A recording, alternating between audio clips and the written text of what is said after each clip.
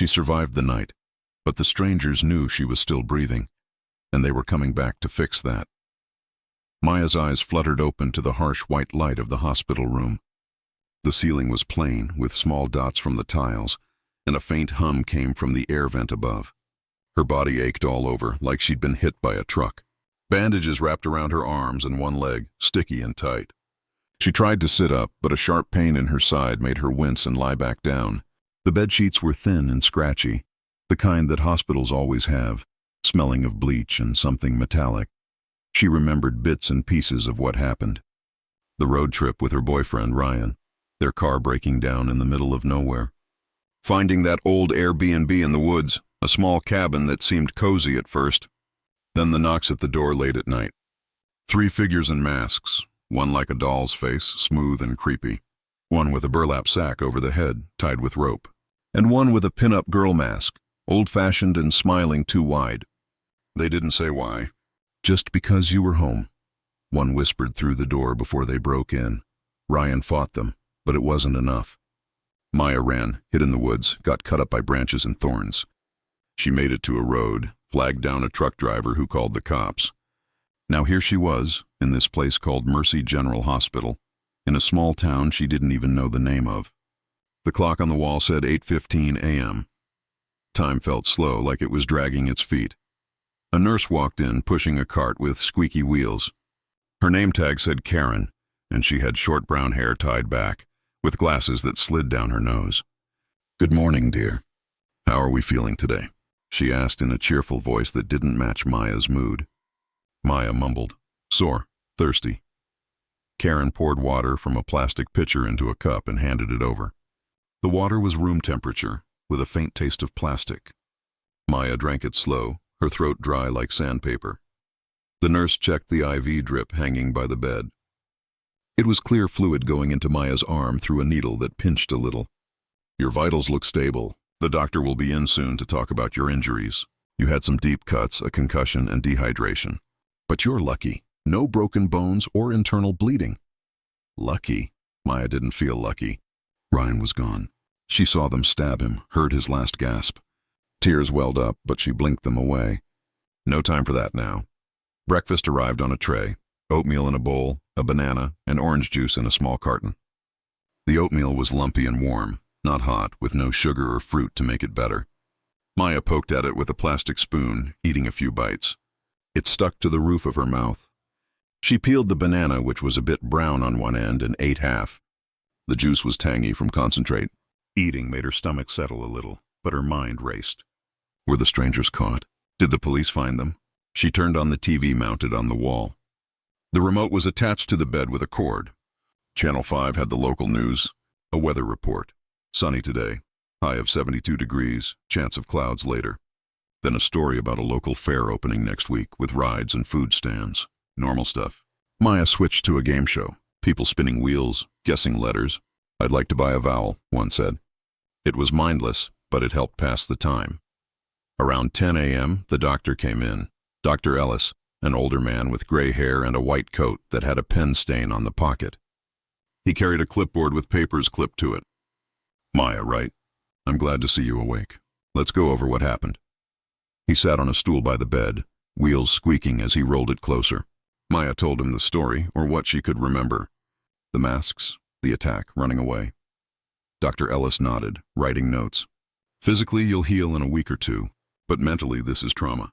We have a counselor here if you want to talk." Maya shook her head. "Not yet." He checked her bandages, peeling one back to look at a cut on her arm. It was red and stitched, about 4 inches long. "No infection. Good." He rewrapped it and stood up. "Rest today. We'll monitor you. If all goes well, you might go home in a few days." Home. Where was that now? The road trip was supposed to end in California, but Ryan's family was back east. Maya had no one close by. Lunch came at noon. A turkey sandwich on white bread, with lettuce that was wilted, a side of applesauce and milk. The sandwich was dry, the turkey thin slices that tasted processed. She ate most of it, chewing slow while staring out the window. The view was the parking lot, cars parked in rows, people walking to their vehicles with bags or flowers. A bird landed on a lamppost, pecking at something. life going on outside. In the afternoon, a police officer visited. Officer Hale, young with a mustache, in a blue uniform that looked starched. He pulled up a chair. "I need your statement, ma'am." Maya repeated the story again. "The cabin, the knocks, the masks. We searched the area. Found the cabin blood evidence. Your boyfriend." "I'm sorry, he didn't make it." Maya nodded, already knowing. "Any leads on them?" she asked. Hale shook his head. "Not yet. No fingerprints, no IDs. But we're on it. Stay here where it's safe." He left a card on the table. "Call if you remember anything." The rest of the day dragged. Maya napped a bit, but dreams came, shadows chasing her through trees. She woke sweaty. Dinner, chicken with rice, green beans that were soft, and a roll. The chicken was bland, no seasoning. She ate while watching a sitcom rerun, people laughing at jokes that weren't funny. The laugh track echoed in the room. Night fell. The hospital lights dimmed in the hallway. Maya heard footsteps passing by, nurses talking in low voices. She tried to sleep, but every creak made her jump.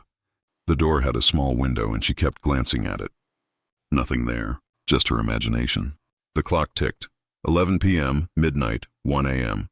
Finally, sleep came, uneasy and light. The next morning started the same. Wake up to light filtering through blinds. Nurse Karen with meds. 2 pills for pain, 1 for inflammation. Swallow with water, she said. Breakfast tray, eggs scrambled, toast, coffee in a styrofoam cup. The eggs were rubbery, toast cold. Maya ate, thinking about the day ahead. More waiting, more nothing. She walked a little as the doctor suggested. Her legs wobbly at first, holding the IV pole that rolled beside her. The hallway was long, with beige walls and pictures of flowers hung every few doors. Other patients shuffled by, an old woman with a walker, a man in a gown pushing his own pole. Maya made it to the end and back, breathing hard. It felt good to move, but tiring. Back in bed, she called her sister Emily on the room phone. "Maya? Oh God, I heard. Are you okay?" Emily's voice was worried, far away. Maya explained, keeping it short. "I'm alive." Ryan's not. Silence then. "I'll come as soon as I can. Stay strong." The call ended, leaving Maya staring at the phone. The afternoon brought a counselor, Ms. Reed, with a notebook and soft voice. "How are you coping?" Maya shrugged. "Not great." They talked for an hour, about fear, loss, flashbacks. "It's normal," Ms. Reed said. "Take it day by day. Easy to say. Dinner again. Pasta with sauce that was watery, salad with dressing in a packet. TV on, a documentary about animals. Lions hunting, which made Maya change the channel quick. News instead, stock market up, sports scores. Boring, safe. As night came, a strange feeling grew. Maya heard a knock on the door, soft. "Come in," she said. No one, maybe a mistake. She locked the door button, though it wasn't much. Lying there, she thought she saw a shadow pass the window. Just a nurse, she told herself.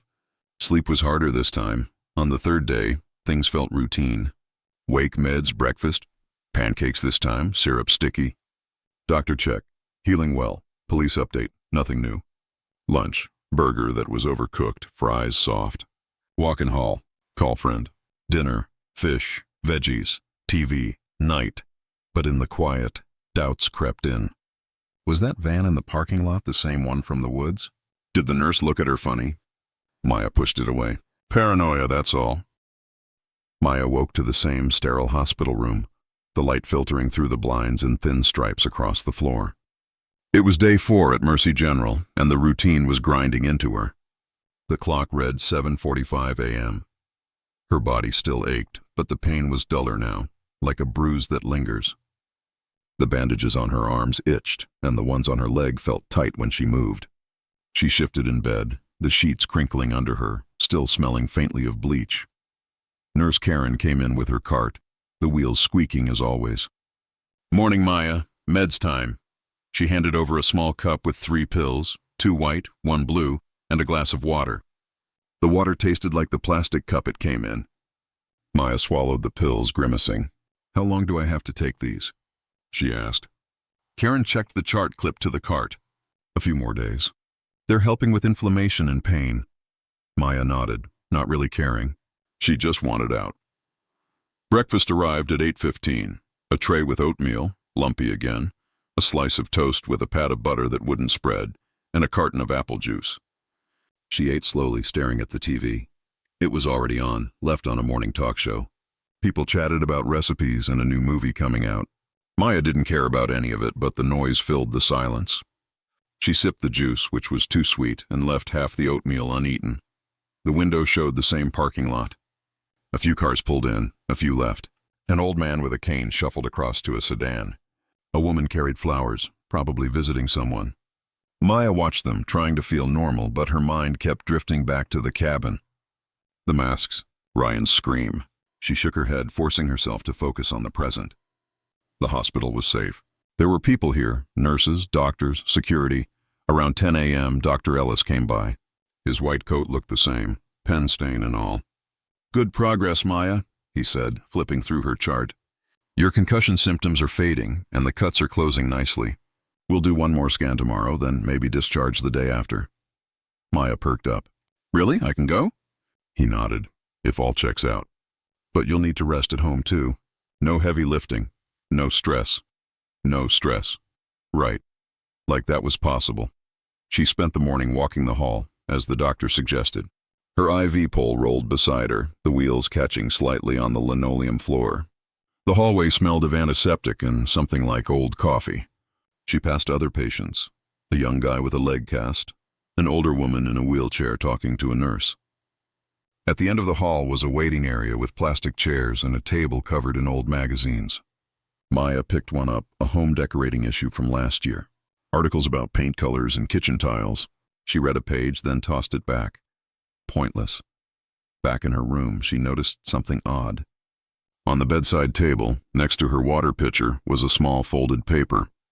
She hadn't seen it before. Her heart skipped. She picked it up, hands shaky, and unfolded it. In messy, scrawled handwriting, it said, "We see you." No signature, no other words. Just that. Her stomach dropped. She pressed the call button for the nurse. Karen arrived, looking tired. "What's wrong?" Maya held up the note. "This was here." "I didn't put it there." Karen frowned, taking the paper. "That's strange. Maybe someone left it by mistake." But her voice wasn't convincing. "I'll tell security," she said, slipping the note into her pocket. "Don't worry, you're safe here." Maya didn't feel safe. Not anymore. Lunch came at noon. A grilled cheese sandwich, tomato soup, and a cup of pudding. The sandwich was greasy, the soup too salty. She ate half, pushing the tray away. Her mind was on the note. Who left it? A nurse? A visitor? Or them? No, that was impossible. They wouldn't be here, in a hospital full of people. Would they? Officer Hale stopped by in the afternoon. He looked the same, mustache neat, uniform crisp. "Got your message about the note," he said, sitting in the chair by her bed. "We're looking into it. No visitors signed in for you, and the staff don't know anything. Could be a prank, but we're not taking chances. There's a guard at the main entrance now." Maya clutched the edge of her blanket. What if it's them? The ones who attacked us? Hale leaned forward, serious. "We're patrolling the area. The cabin's under watch. If they're around, we'll find them." He didn't sound sure. After he left, Maya tried to distract herself. She called her friend Jess from college, using the room phone. Jess picked up on the third ring. "Maya, I've been worried sick. How are you?" Maya told her the basics, leaving out the note. Didn't want to scare her. "I'm okay, just stuck here. Hopefully out soon." Jess promised to visit once Maya was home. "Stay safe, okay?" The call ended, and the room felt quieter. The afternoon dragged on. Maya flipped through TV channels. A cooking show, a car commercial, a rerun of some old detective series. She settled on the detective show, watching a cop chase a bad guy through an alley. It didn't hold her attention. Her eyes kept going to the door, the window. She got up, checked the lock on the door. It was just a button, not a real lock. Easy to open from outside. Dinner was at 6 p.m. Baked chicken, mashed potatoes, and peas. The chicken was dry, the potatoes lumpy, the peas overcooked. She ate a little, then pushed the tray to the side. The hospital was settling down for the night. Lights in the hall dimmed, and the sounds of carts and voices faded. Maya tried reading a book from the cart in the hall, a romance novel about a woman meeting a handsome stranger. She couldn't focus. The word stranger made her think of them. Around 9 p.m. she heard a noise. A soft tap, like a finger on glass. It came from the window. She froze, staring at the blinds. The parking lot was dark outside, just a few streetlights glowing. Another tap. Her heart raced. She crept to the window, pulling the blinds up an inch. Nothing but shadows, maybe a branch, but there were no trees close enough. She let the blinds fall, backing away. She pressed the call button again. This time, a different nurse came, a younger one named Sarah with long blonde hair tied in a ponytail. "Everything okay?" she asked, looking concerned. Maya explained the tapping. Sarah checked the window, opened it briefly. Nothing out there. Could be the wind or something loose. She closed it and smiled. "Try to rest." "We're right outside if you need us." Maya nodded, but sleep wasn't coming easy. She lay in bed, lights off, watching the door. The clock ticked, 10 p.m., 11 p.m. At midnight, she heard footsteps in the hall. Slow, heavy. They stopped outside her door. She held her breath, waiting. The handle jiggled, just... The hospital room was dark, save for the faint glow of a streetlight sneaking through the blinds. Maya lay frozen in bed, her heart pounding as the door handle stopped jiggling. The footsteps outside her door faded, replaced by the usual hum of the hospital at night. Distant beeps, a cart rolling somewhere, a muffled voice down the hall. She exhaled slowly, her breath shaky. Was it them, or just a nurse checking rooms? Her mind screamed danger, but the silence told her to calm down. She didn't sleep much after that, eyes locked on the door, until the first light of morning crept in. Day 5 began like the others. The clock showed 7:30 a.m. Nurse Karen rolled in with her squeaky cart, same as always. "Morning, Maya. Meds." She handed over the usual pills, 2 white, 1 blue, and a cup of water that tasted faintly of plastic. Maya swallowed them, her throat dry despite the water. "Did anyone check my room last night?" she asked, voice low. Karen raised an eyebrow. "Not that I know of. Why?" Maya hesitated, then mentioned the footsteps, the handle moving. Karen frowned. "I'll ask the night shift. Probably just a mix-up. Don't worry." But her tone wasn't as reassuring as before. Breakfast came at 8 wows. Pancakes, thin and rubbery, with a tiny cup of syrup and a banana. Maya spread the syrup, which was too sweet, and ate half the pancakes. The banana was soft, almost mushy. She sipped coffee from a styrofoam cup, lukewarm and bitter. The TV was on, tuned to a morning news show. A reporter talked about a local election, then a segment on a lost dog reunited with its owner. Normal life. Maya wished she could feel it. Instead, her eyes kept darting to the door, the window, the note still heavy in her mind. "We see you." She got up to walk the hall, as the doctor suggested. Her legs were stronger now, though the IV pole still dragged beside her, its wheels catching on the linoleum. The hallway smelled of cleaning fluid and something faintly sour, like spilled food. She passed the same faces, the old woman with the walker muttering to herself, a man in a gown reading a newspaper. At the waiting area, she sat for a moment, flipping through a magazine about gardening. Tips on planting roses, choosing soil. She didn't care, but it was something to do. Her hands shook slightly as she turned the pages. Back in her room, she noticed the bedside table was bare, except for the water pitcher and her phone. No new notes, thank God. She checked her phone. No missed calls, no texts. Her sister Emily hadn't called back yet. Maybe she was busy. Maya didn't want to call again and sound desperate. She lay back, staring at the ceiling tiles, counting the little holes to pass the time. 100, 200, 300. Her mind wandered to Ryan, his laugh, the way he'd hum while driving. Then the masks flashed in, and she shut her eyes tight. Lunch arrived at noon, a turkey sandwich with wilted lettuce, a side of coleslaw, and a carton of milk. The sandwich was dry, the coleslaw too creamy. She ate most of it, chewing slowly while watching a game show on TV. Contestants spun a wheel, shouting answers to trivia questions. "Mount Rushmore!" one yelled. Maya changed the channel to a weather report. Cloudy today, chance of rain later. The sky outside her window was gray, matching her mood. Dr. Ellis came by at 1:30, his clipboard tucked under his arm. "Good news, Maya. Your scan is scheduled for this afternoon. If it's clear, we'll discharge you tomorrow." Maya nodded, a spark of hope flickering. "Tomorrow? For sure?" He smiled, but it didn't reach his eyes. "Barring any surprises. Keep resting." He checked her chart, then her bandages. The cut on her arm was scabbing over. No redness. "Looks good," he said, jotting a note before leaving.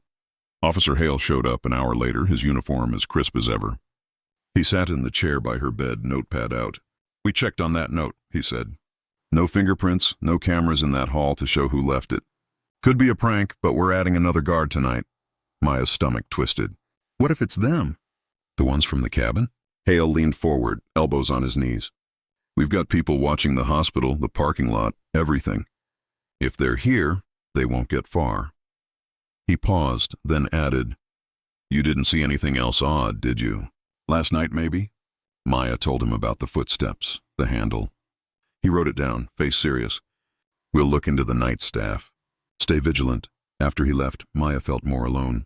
The hospital was supposed to be safe, but it didn't feel that way. She tried calling Jess again, but it went to voicemail. Hey, it's me. Just checking in. Call when you can. She hung up, staring at the phone. The room was too quiet now, the TV off. She turned it back on, landing on a cooking show. A chef chopped onions talking about knife skills. She zoned out, her thoughts circling back to the note, the tapping at the window. The scan happened at 3 p.m. A nurse wheeled her to radiology, a cold room with a big machine that hummed loudly. She lay on the table, the tech saying, Hold still. The machine clicked and whirred, scanning her head. It took 10 minutes, then she was back in her room. The nurse said results would come tomorrow. Maya nodded, too tired to care much. Dinner was at 6 Inc. Meatloaf, mashed potatoes, and green beans. The meatloaf was greasy, the potatoes tasteless, the beans soft. She ate a little, pushing the tray away. Outside, the sky was darker now, clouds heavy. Rain started, pattering against the window. She watched it, the drops streaking down the glass. It reminded her of tears. As night settled in, the hospital grew quiet again. Lights dimmed in the hall, and the usual sounds. Footsteps, low voices, faded. Maya tried reading the romance novel again, but the words blurred together. She kept thinking about the note, the footsteps. Around 9 p.m., a new nurse came in, one she hadn't seen before. Her name tag read Lisa, and she had dark hair pulled into a tight bun. Just checking your chart, Lisa said, not looking at Maya. Her voice was flat, and she moved quickly, adjusting the IV drip before leaving. Something about her felt off, but Maya couldn't place it. At 10:30, she heard it again. A soft tap at the window, then another. Her heart raced. She didn't move, just stared at the blinds. The tapping stopped, then started again, rhythmic, like someone testing her. She pressed the call button, but no one came right away. The taps grew louder, more insistent. She slid out of bed, legs shaky, and crept to the window. Her fingers trembled as she lifted a blind. Outside, the parking lot was dark, rain blurring everything. A shape moved. A person? No, just a shadow. Maybe a car's headlights reflecting. She dropped the blind, backing away. The door creaked open. Maya spun around, expecting Lisa or Karen. But it was a man in a janitor's uniform, tall and thin, his face half hidden by a cap. Wrong room, he muttered, stepping back. The door closed, but not before Maya caught a glimpse of something under his sleeve.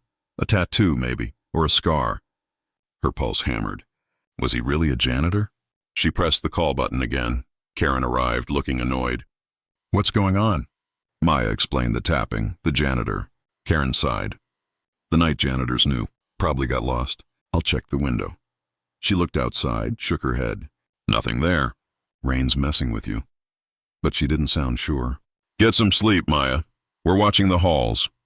Maya lay back, the clock ticking. 11 p.m., midnight. She didn't sleep, just listened. The rain kept falling, tap, tap, tap, like a warning. The hospital room felt smaller each day, the walls closing in like a trap. Maya woke at 7 a.m. day 6 to the familiar hum of the air vent and the faint light filtering through the blinds. Her body ached less now, but her mind was heavy, weighed down by the note, the tapping, the janitor's strange appearance. The bandages on her arms were looser, itching under the tape, and the cut on her leg stung when she shifted. She lay still, staring at the ceiling tiles, counting the holes again. 100, 200. It didn't calm her anymore. Nurse Karen came in with the squeaky cart at 7:30, her smile forced. Morning, Maya. Meds and vitals. She handed over the pills, 2 white, 1 blue, and a plastic cup of water. The water was lukewarm, tasting of nothing. Maya swallowed the pills, her throat tight. Did you check on that janitor? She asked. Karen nodded, checking the IV drip. He's new, like I said. Got lost. It happens. But her eyes didn't meet Maya's, and she left quickly, leaving the chart dangling on the bed's footboard. Breakfast arrived at 8 saw, scrambled eggs, dry and cold, With a slice of toast and a small cup of orange juice, Maya spread a thin layer of butter on the toast, but it tore the bread. She ate half, sipping the juice, which was too tart. The TV was on, a morning talk show blaring about fitness trends. A woman demonstrated yoga poses, her voice chipper. Maya muted it, preferring silence. She glanced at the window. The parking lot was quiet, a few cars parked under gray clouds. No van, no shadows. Yet. She tried calling Emily again, using the room phone. It rang 5 times before voicemail. Hey, it's me. Just call when you can. Maya hung up, her chest tight. Why wasn't her sister answering? Maybe she was traveling or busy with work. Or maybe, no, she wouldn't think that. She pushed the thought away, focusing on the TV. A commercial for car insurance played, cheerful music over images of happy families. It felt like a lie. Dr. Ellis arrived at 9:30, his white coat wrinkled today. Good news, he said, flipping through her chart. Your scan came back clear. No brain swelling, no issues. We'll discharge you tomorrow morning. Maya's heart lifted, then sank. Tomorrow? Not today? He shook his head. We need one more night to monitor. Just to be safe. Safe, that word again. She nodded, but the hope of leaving felt fragile, like it could break any moment. She walked the hall at 10 row, the IV pole rattling beside her. The linoleum floor was scuffed, the air thick with antiseptic. She passed the usual patients, the old woman with the walker, now reading a book, a young man in a gown limping with crutches. At the waiting area, she sat in a plastic chair picking up a magazine about travel, pictures of beaches and mountains. She flipped through it, not reading, just moving her hands to stay busy. Her eyes kept scanning the hall, watching for the janitor. He didn't appear. Back in her room, she found something new on the bedside table. A small object wrapped in a napkin. Her pulse quickened. She unfolded it carefully, revealing a cheap plastic keychain, the kind you get at gas stations. It had a tiny doll's head, painted white with black eyes like the mask from the cabin. Her hand shook as she dropped it, the keychain clattering to the floor. She pressed the call button, her breath short. Nurse Sarah, the blonde from last night, came in. What's wrong? Maya pointed to the keychain. It wasn't here before. Sarah picked it up, frowning. Weird, maybe a visitor left it? Maya shook her head. No one's visited me. Sarah's face tightened. I'll tell security. Don't touch it again. She slipped the keychain into a plastic bag from her pocket and left. Maya stared at the table, her skin crawling. The strangers were here. They had to be. Lunch came at noon, a chicken sandwich, lettuce soggy, with a side of fries and a pudding cup. The fries were limp, the pudding too sweet. Maya ate a few bites, her appetite gone. She kept thinking about the keychain. Was it a message, a threat? The doll's face burned in her mind, those blank eyes staring. She turned on the TV, landing on a soap opera. People argued about secrets and love, their voices dramatic. It didn't distract her. Officer Hale arrived at 1, his notepad out. Heard about the keychain, he said, sitting down. We're checking security footage, but the camera in this wing's been out for 2 days. Maintenance issue. Maya's stomach sank. Out so you don't know who left it? Hale shook his head. Not yet, but we've got 2 guards now, 1 at each entrance. We're dusting the keychain for prints. Could be nothing, but we're treating it seriously. Maya wanted to scream. Nothing, it was them. She told him about the doll mask, how it matched. Hale nodded, writing fast. We'll look into it. Stay in your room as much as you can. After he left, Maya felt trapped. She paced the small space, 5 steps to the window, 5 back. The rain started again, soft at first, then heavier, drumming against the glass. She checked the door's lock button, useless really. Anyone could push it open. She sat on the bed, hugging her knees, watching the clock. 2 hour p.m., 3 hour p.m. A new visitor came at 4 hour, a woman Maya didn't know. She was middle-aged, with short gray hair and a visitor badge clipped to her sweater. Hi Maya, I'm Ellen, a volunteer. I bring books and magazines for patients. She held a small stack, smiling too brightly. Thought you might like something to read. Maya took the stack, wary. Thanks, do I know you? Ellen shook her head. No, I just visit rooms. Helps pass the time. She left quickly, her footsteps echoing in the hall. Maya checked the magazines. Cooking, cars, a local newspaper. Nothing odd. But Ellen's smile felt wrong, too forced. Dinner was at 6 and spaghetti with watery sauce, a side salad, and a roll. The salad had limp lettuce. The roll was stale.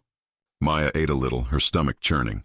The TV played a nature documentary. birds flying over a forest. It reminded her of the woods, the cabin.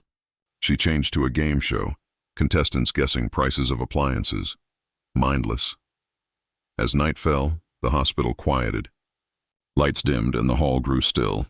Maya tried the romance novel again, but the words swam. She kept hearing the rain, the tap, tap, tap on the window. At 9:00, Nurse Lisa came in, the one with the tight bun. "Checking your IV," she said, barely glancing at Maya. Her hands moved fast, adjusting the drip. Maya watched her, noticing a small mark on her wrist. A tattoo, maybe, or a burn. "You new here?" Maya asked. Lisa nodded, not looking up. "Started last week." She left without another word. At 10:00, the tapping came again. Louder this time, deliberate. Maya's heart raced. She didn't move, just stared at the blinds. The tap stopped, then started again, like a code. She pressed the call button, but no one came. She slid out of bed, legs weak, and crept to the window. Lifting the blind an inch, she saw nothing but rain and shadows. Then a flash, something white like a face in the parking lot. Gone when she blinked. Her breath caught. The door handle jiggled again. She spun around, backing against the wall. The handle turned slowly, then stopped. Footsteps retreated. She pressed the call button again, over and over. Finally, Karen appeared, looking frazzled. "What is it?" Maya explained, voice shaking. Karen checked the door, the window. No one's there. Probably the wind, or a loose latch. But her hands were unsteady as she adjusted the blinds. Maya didn't sleep. The clock ticked. 11 p.m., midnight, 1 a.m. The rain kept falling, the taps fading into it. She clutched the call button, eyes on the door, waiting for dawn. The hospital room was a cage, its walls pressing in with every tick of the clock. Maya woke on day 7, the morning light gray through the blinds. It was 7:15 a.m. and her body felt stiff, the bandages on her arms and leg pulling as she moved. The pain was less now, but her mind was a mess. Every sound, every shadow felt like a warning. The keychain with the doll's head, the note, the tapping, the janitor, it all swirled in her head, making sleep impossible. She lay there, staring at the ceiling, the tiles blurring as she tried to count the holes. She gave up at 50. Nurse Karen rolled in with her cart at 7:45, the squeak of the wheels grating on Maya's nerves. "Morning, Maya, last day here." She handed over the pills, 2 white, 1 blue, and a cup of water that tasted faintly metallic. Maya swallowed them, barely feeling the liquid go down. "You said the doctor's discharging me today?" she asked, voice flat. Karen nodded, checking the chart. "If he signs off, you're almost there." She paused, then added, "Heard about last night. The tapping. Security's checking, but it's probably nothing." Her voice was too casual, like she was trying to convince herself. Breakfast came at 8:00, oatmeal again, lumpy and warm, with a slice of toast and a carton of apple juice. Maya stirred the oatmeal, watching it clump, and ate a few spoonfuls. The toast was dry, the butter too cold to spread. The juice was sour, stinging her throat. She pushed the tray away, her stomach knotted. The TV was on, a local news channel. A reporter droned about a new road project, then a story about a missing hiker in the nearby woods. Maya's breath caught, woods like the cabin. She changed to a morning show, people laughing about holiday recipes. It didn't help. She glanced at the window. The parking lot was the same, cars parked in neat rows, a delivery truck unloading boxes, a woman walking with a kid. No white van, no figures lurking. But the memory of that flash last night, something white like a mask, made her skin prickle. She checked the door's lock button, pressing it even though she knew it was weak. Anyone could walk in. Dr. Ellis came at 9, his white coat looking more worn, the pen stain darker. "Good news, Maya," he said, flipping through her chart. "Everything's clear. We'll process your discharge by noon. You'll need to take it easy at home, rest, no stress." He smiled, but it felt hollow. Maya nodded. "Where's home?" she asked, half to herself. Dr. Ellis frowned. "You don't have a place lined up?" She shook her head. "Was on a road trip. My stuff's somewhere." He scribbled a note. "We'll get you a social worker to help with that. For now, rest." He left, the door clicking shut. Maya walked the hall at 10:00, her last time dragging the IV pole. The linoleum was cold under her socks, the air heavy with antiseptic. She passed the old woman with the walker, now talking to a nurse, and a young guy with crutches staring at his phone. The waiting area was empty today, the magazine scattered on the table. She picked up one about cars, flipping through pictures of shiny sedans. Her mind wasn't on it. She kept watching the hall, expecting the janitor or someone worse. No one came. Back in her room, she found her phone on the bedside table, next to the water pitcher. No new objects, no notes. She checked for messages. Nothing from Emily or Jess. Her chest tightened. She dialed Emily again, but it went straight to voicemail. It's Maya. I'm getting out today. Call me, please. She hung up, feeling more alone than ever. The TV played a game show now, contestants cheering over winning a blender. She muted it. Lunch arrived at noon. A ham sandwich with limp lettuce, a side of potato salad, and a cookie. The sandwich was chewy, the potato salad bland. The cookie was oatmeal raisin, too hard. Maya ate a few bites, her appetite gone. Discharge was close, but it didn't feel like freedom. The keychain, the note, they were messages. The strangers knew she was here. They weren't done. Officer Hale came at 1-1, his notepad worn at the edges. Got an update, he said, sitting down. No prints on the keychain. Security footage from the parking lot's grainy, but we saw a figure last night. Too blurry to ID. Could be unrelated. Maya's hands clenched. Unrelated? It's them. The doll mask. Hale sighed. We're patrolling extra. You're leaving today, right? We'll escort you to wherever you're going. Maya nodded, but she didn't know where that was. A motel, a friend's place. Nowhere felt safe. After he left, a social worker came, a woman named Ms. Carter with glasses and a clipboard. We can help you find a place to stay, she said, voice calm. There's a shelter nearby, or we can look for a motel. Any family? Maya mentioned Emily, but admitted she hadn't heard back. Ms. Carter nodded. We'll try her again. For now, we'll book you a room at the Pineview Motel, a few miles away. Safe, clean. Maya agreed, too tired to argue. She packed her few things. A phone, some clothes the hospital gave her, a toothbrush. The IV was removed, leaving a sore spot on her arm. She sat on the bed, waiting for discharge papers, watching the clock, 2 on p.m., 3 on p.m. The rain had stopped, but the sky was still gray. She kept checking the window, half expecting to see a mask staring back. At 4, Nurse Lisa came in, the one with the tight bun. Papers are almost ready, she said, not looking at Maya. She checked the chart, her movements quick. Maya noticed the mark on her wrist again, a small tattoo, maybe a symbol. What's that on your wrist? Maya asked, trying to sound casual. Lisa froze, then pulled her sleeve down. Nothing. Old ink. She left fast, the door shutting hard. Maya's heart raced.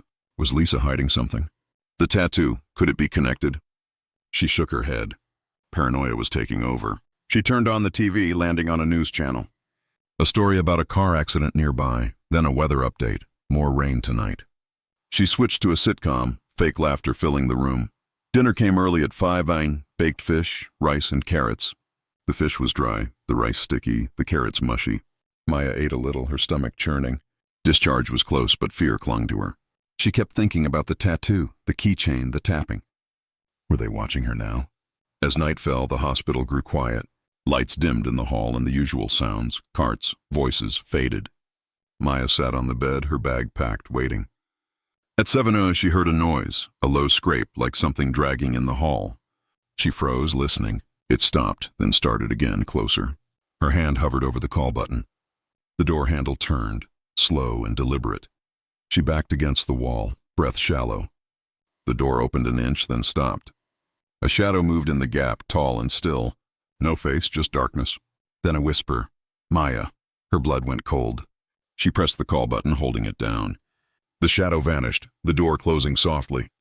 Footsteps retreated fast. Karen burst in out of breath. What happened? Maya stammered. Someone was at the door. They said my name.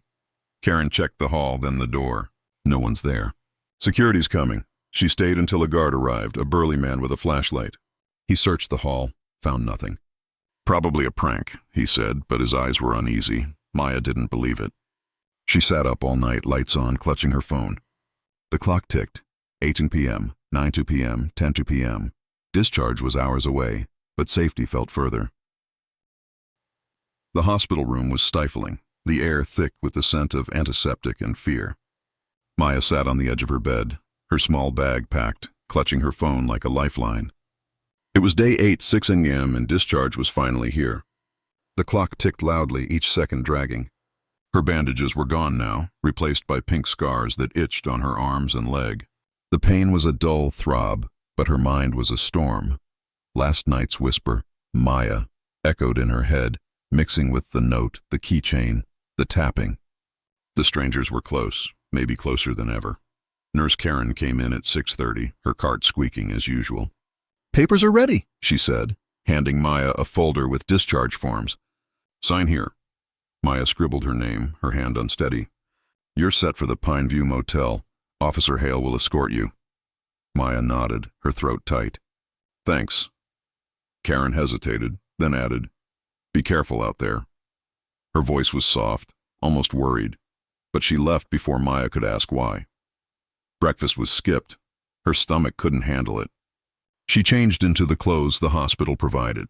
A plain gray sweatshirt, loose jeans, and sneakers that were a half size too big. She checked her phone again, no calls from Emily or Jess. The silence felt heavy, like a warning. She dialed Emily one last time, but it went to voicemail. "I'm leaving the hospital. Call me, please." She hung up, her chest aching. The TV was off, the room quiet except for the hum of the air vent. At 7 Officer Hale arrived, his uniform crisp but his eyes tired. "Ready?" he asked, adjusting his belt. Maya nodded, grabbing her bag. They walked through the hall, her sneakers squeaking on the linoleum. The hospital was waking up. Nurses pushing carts, a doctor talking on a phone, the old woman with the walker sitting by a window. Maya scanned every face, expecting a mask, a tattoo, something. Nothing stood out, but her skin prickled. Outside, the air was cool, the sky heavy with clouds. Hale led her to a police cruiser in the parking lot, its lights off. She glanced around. No white van, no shadows. Just cars, a delivery truck, a man walking a dog. Hale opened the passenger door. "Pineview's about 10 minutes away. We'll get you settled." Maya slid in, the seat cold against her legs. The car smelled of coffee and leather. Hale drove, the radio crackling with static and low voices. The town passed by in a blur, small shops, a gas station, a diner with a flickering sign. Maya watched the side mirror, half expecting to see a figure following. "Any leads on them?" she asked. Hale gripped the wheel tighter. "Nothing solid. The cabin's still under watch, but no sign of the suspects. We're checking local motels, gas stations. They can't hide forever." His words felt empty, like promises no one could keep. The Pineview Motel was a low, faded building with a neon sign that buzzed faintly. The parking lot had a few cars, one with a flat tire. Hale parked near the office, a small room with a glass window. "Stay here," he said, stepping out to talk to the clerk. Maya waited, her bag on her lap, eyes scanning the lot. A woman stood by a car smoking, her face half hidden by a hoodie. Maya's heart skipped. Was it the pinup girl mask wearer? No, just a tired-looking woman tossing her cigarette and driving off. Hale returned with a key. "Room 12, ground floor. I'll check it first." They walked to the room, the concrete path cracked and damp from last night's rain. The door was chipped blue paint, the number 12 in rusted metal. Hale went in, his hand on his gun, and checked the small space. A bed with a thin quilt, a TV on a stand, a bathroom with a flickering light. "Clear," he said. Maya stepped in, the air musty. "I'll be outside for a bit," Hale said. "Call if you need me." He left, the door clicking shut. Maya locked it, then checked the window, locked too with a view of the parking lot. She sat on the bed, the springs creaking. The room felt wrong, too quiet. She turned on the TV, landing on a news channel. A story about a local fair, then a weather report, more rain tonight. She left it on for noise, unpacking her bag, phone, toothbrush, hospital clothes. No home, no plan. At 8 p.m. she ordered food from a diner nearby, using a number Ms. Carter gave her. A burger and fries arrived, greasy and lukewarm, in a paper bag. She ate at the small table, the burger bland, the fries soggy. The TV played a game show now, contestants laughing over a trip to Hawaii. She barely noticed, her eyes on the window. The parking lot was dark, streetlights casting weak glows. A car pulled in, headlights sweeping the room. She froze, but it parked and went quiet. At 9 a knock came. Soft, like a finger tapping. Her heart raced. She crept to the door, peering through the peephole. No one, just the empty lot. Another knock, louder. She backed away, grabbing her phone to call Hale. Before she could dial, the lights flickered, then went out. The room plunged into darkness, the TV cutting off mid-sentence. She fumbled for the call button on her phone, her hands shaking. A scrape came from the window, like nails on glass. She froze, breath shallow. The scrape grew louder, rhythmic, like the tapping at the hospital. Her phone lit up, showing Hale's number, but before she could press call, the door rattled, hard, like someone was pushing it. "Maya," a voice whispered, low and rough, from outside. Her blood turned to ice. She backed against the wall, phone slipping from her hand. The door shook again, the lock holding but creaking. Then silence. She waited, heart pounding, listening. Footsteps crunched outside, moving away. She slid to the floor, hugging her knees, too scared to move. Minutes passed, maybe 10. The lights flickered back on, the TV buzzing to life. She grabbed her phone, dialing Hale. He answered on the second ring. "Maya, what's wrong?" She stammered. "Someone was here." At the door. "They said my name." Hale's voice tightened.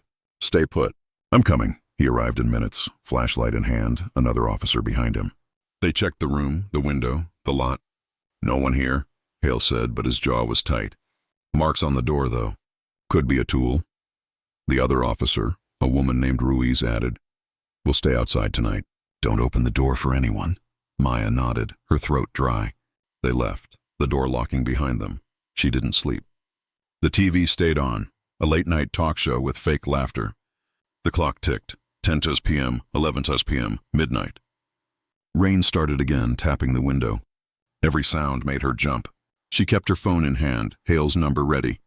The motel felt like a trap, just like the hospital. The strangers were out there waiting. She knew it.